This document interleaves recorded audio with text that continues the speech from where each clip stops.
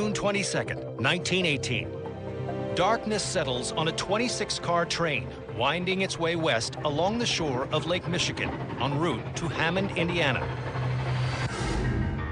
Midway through its summer touring season, the Hagenbeck-Wallace Circus is barnstorming the country with a colorful array of aerialists, trick riders, clowns, and dancing girls. Circus work by its nature is particularly exhausting. You unload the train, set up the tents, have a show, repack up, and are traveling on to the next show within a day. On board the train on this night are some 400 weary circus workers and family members. Scores of exotic animals travel separately. A result of cutting costs, the train is an outdated piece of equipment. So it's no surprise when at 4 a.m. the engine grinds to a halt with a mechanical problem. One of the train crew members, a man by the name of Oscar Tim, once the train stops, his job is to walk behind the train and lay down cautionary flares. As he jogs through the darkness, he is alert to any sign of oncoming train traffic. He is about 900 or so yards behind the caboose. Off in the not too far distance, he can see smoke emanating from the top of the trees. It isn't long before he sees the light. He quickly realizes that this is a fairly fast-moving train. Tim breaks into a run, furiously waving his flare. But incredibly, the approaching train, a state-of-the-art troop carrier made of heavy steel, does not appear to react.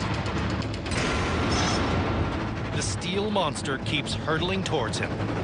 And within moments, the engine is passing him. Now, all Tim can do is stand and watch. It's a runaway train. It's not going to stop. With hundreds of men, women, and children stranded helplessly in its track, is there any way to avert this impending catastrophe? It's the early morning of June 22nd, 1918. Oscar Tim is the brakeman on a stalled circus train just outside Ivanhoe, Indiana. As he's laying down flares on the tracks, he notices another train speeding towards them. He desperately tries to signal the engineer to stop, but to no avail. Disaster seems inevitable. The brakeman, Oscar Tim, stares in horror as the massive troop carrier plows into the stranded circus train.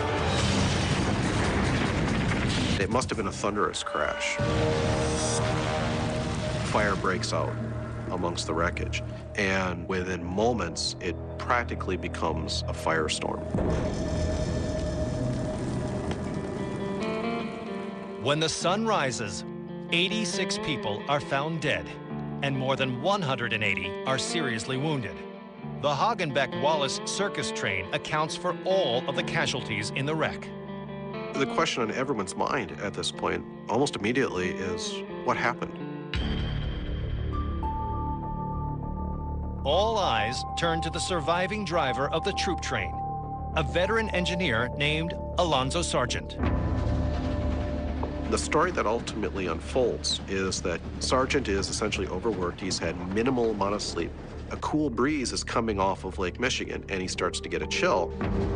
He closes the window, and the heat from the engine starts lulling him to sleep.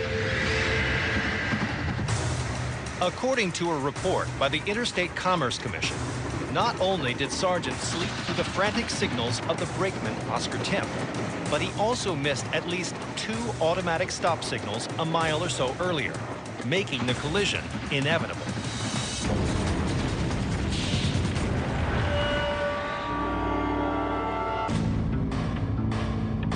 And yet, thanks to an aggressive defense by lawyers from the Michigan Central Railroad, Sargent is absolved of criminal responsibility. But his career on the rails is over. As for the surviving members of the Hagenbeck-Wallace Circus, the show must go on. The troupe is quickly reconstituted from other circuses around the country, and incredibly, performing shows again within a matter of days. The Hagenbeck-Wallace Circus only misses 2 shows that season, and it's really an utterly remarkable feat.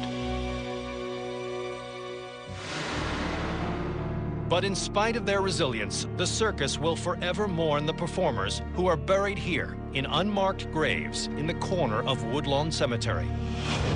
And while no animals died in the disaster, this peaceful site, known as Showman's Rest, is marked by a granite elephant, the eternal symbol of the circus trade.